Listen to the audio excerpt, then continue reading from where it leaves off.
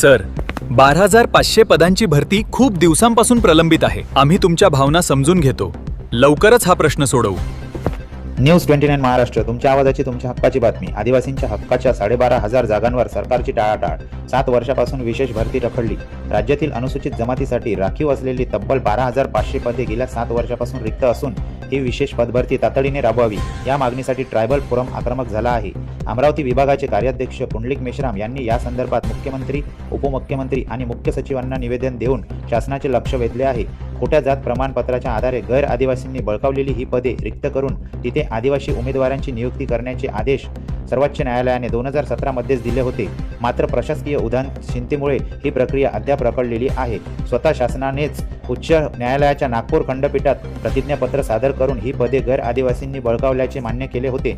31 डिसेंबर 2019 पर्यंत ही पदे भरण्याचे आश्वासन देण्यात आले होते, परंतु वास्तवात चित्र अत्यंत विदारक आहे. गेल्या 7 वर्षात केवळ 1,343 पदे भरती केली असून उर्वरित 19,227 पदे आजही रिक्तच आहे.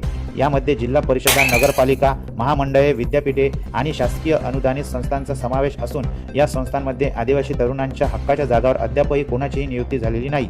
विशेष म्हणजे विधिमंडळाच्या अधिवेशनामध्ये वेळोवेळी या भरतीबाबत आश्वासने देण्यात आली. 2021च्या अर्थसंकल्पीय अधिवेशनात तत्कालीन मुख्यमंत्री लेखी हमी दिली होती, तर 2022 मध्ये सामान्य प्रशासन मंत्र्यांनी विशेष मोहिमेत घोषणा केली होती. मात्र या सर्व घोषणा केवळ कागदावरच राहिल्या आहे.